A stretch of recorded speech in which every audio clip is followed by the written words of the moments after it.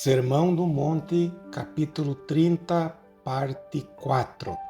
Que fazeis a mais do que os outros? E também sabe que Deus às vezes permite que certas coisas lhe aconteçam, tendo em mira o seu aperfeiçoamento. Assim sendo, o crente pode lutar contra a tempestade, pode regozijar-se em meio às suas tribulações, mas aquele outro homem jamais se eleva a esse nível. Há algo de especial na pessoa do crente. O incrédulo meramente conserva a sua calma, a sua dignidade. Você está percebendo a diferença? Nosso Senhor finalmente alude à questão das ofensas e injustiças. Como é que o homem natural se comporta quando é vitimado por essas coisas? Uma vez mais, ele talvez enfrente tudo com sua férrea, tranquila vontade. Ele meramente consegue conter-se, a fim de não devolver o insulto e retaliar. Meramente ignora o que está sucedendo ou cinicamente afasta-se da pessoa que o compreende mal.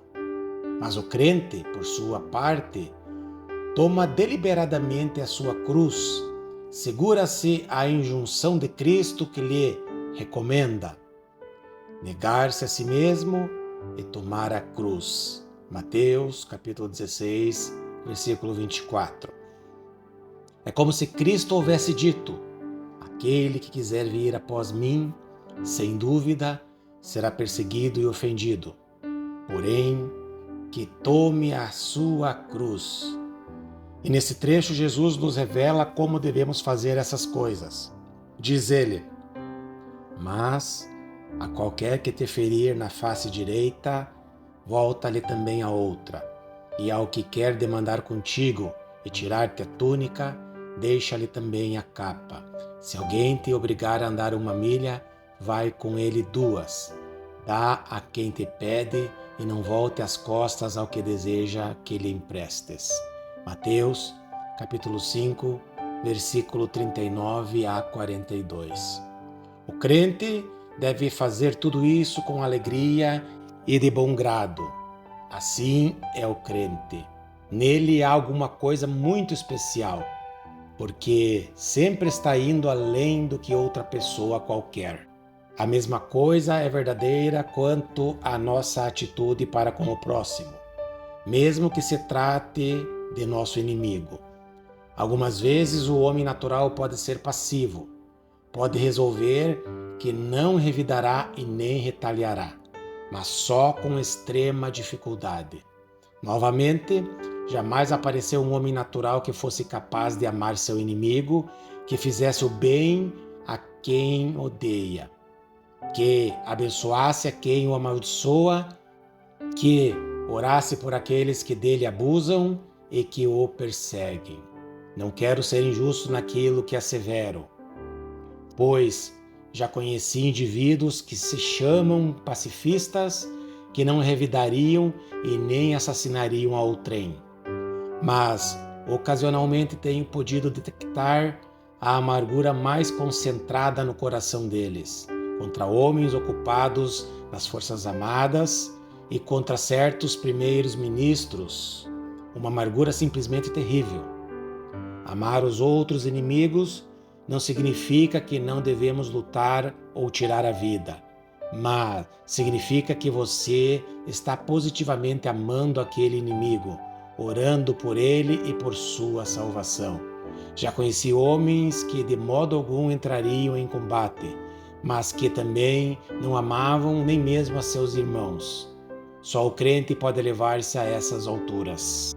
A ética e a moralidade naturais podem fazer de um homem alguém que usa de resistência passiva, mas o crente é uma pessoa que ama positivamente a seus inimigos e que ultrapassa todas as medidas normais a fim de fazer o bem àqueles que o odeiam, orando por aqueles que dele abusam e ofendem-o. Finalmente, consideremos esses 2 homens quando morrem. O homem natural, de novo, talvez morra com dignidade, talvez faleça em seu próprio leito ou no campo de batalha, sem soltar um único queixume, sem jamais reclamar.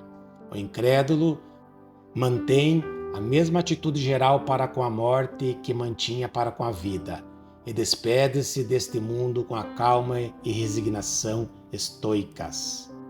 Não é assim que o crente enfrenta a morte. O crente é alguém que se sente capaz de enfrentar a morte da mesma maneira que Paulo pôde enfrentá-la, o qual foi capaz de asseverar: porquanto para mim o viver é Cristo e o morrer é lucro. E também, tendo o desejo de partir e estar com Cristo, o que é incomparavelmente melhor. Filipenses capítulo 1, versículos 21 e 23. Diferentemente do incrédulo, o crente, ao morrer, está entrando em seu lar eterno, está chegando à presença mesma de Deus. Mais do que isso, o crente não somente morre gloriosa e triunfalmente, mas também sabe para onde está indo. Não somente o crente não tem receio algum, mas também há nele um certo senso de antecipação. Sempre há alguma coisa de especial no crente. O que faz um crente tornar-se uma pessoa especial? O que explica o seu caráter sem igual? O que leva o crente a fazer mais do que aquilo que os outros fazem? É toda a sua perspectiva do pecado. O crente já viu a si mesmo como alguém totalmente condenado e destituído de esperança. Já viu a si mesmo como alguém que não tem o menor direito ao amor divino. Já viu a si mesmo como inimigo de Deus, como estranho e alienado de Deus. Mas também é alguém que já viu e compreendeu alguma coisa acerca da graça gratuita de Deus, manifestada em Cristo Jesus. Já viu que Deus enviou seu Filho unigênito ao mundo e, não somente isso, enviou-o para que morresse na cruz em lugar dele, que é um pecador rebelde, vil e culpado. Deus não lhe voltou as costas, bem ao contrário, fez tudo pelo ser humano. O crente sabe que todas essas coisas lhe ocorreram, e isso alterou toda a atitude dele para com Deus e para com seus semelhantes.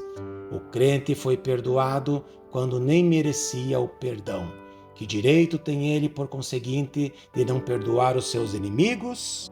E não somente isso, mas o crente também tem uma perspectiva inteiramente nova para com a vida neste mundo. Isto é, assim porque ele chegou a compreender que este mundo é apenas a antecâmara da verdadeira vida e que ele mesmo é, nesta vida, tão somente um estrangeiro e um peregrino, tal como todos os homens de fé, retratados em Hebreus 11. Ele vive em busca daquela cidade que tem fundamentos. Hebreus capítulo 11, versículo 10. Diz o crente: na verdade, não temos aqui cidade permanente, mas buscamos a que há de vir. Hebreus capítulo 13, versículo 14. Esse é todo o seu ponto de vista da vida, e isso transforma tudo ao seu redor. Além disso, o crente tem grande esperança da glória. Ele é alguém que acredita que haverá de olhar para Cristo face a face. E quando chegar aquela grandiosa manhã, quando ele puder contemplar o rosto daquele que suportou a cruel cruz em lugar dele, a despeito de sua vileza, o crente não haverá de querer relembrar. Ao contemplar os olhos do Senhor, que se recusou a perdoar alguém enquanto esteve aqui neste mundo, ou que não amou aquela outra pessoa, mas antes desprezou-a e odiou-a, fazendo tudo quanto estava a seu alcance para prejudicá-la. Não, o crente não deseja ser relembrado de coisas dessa natureza.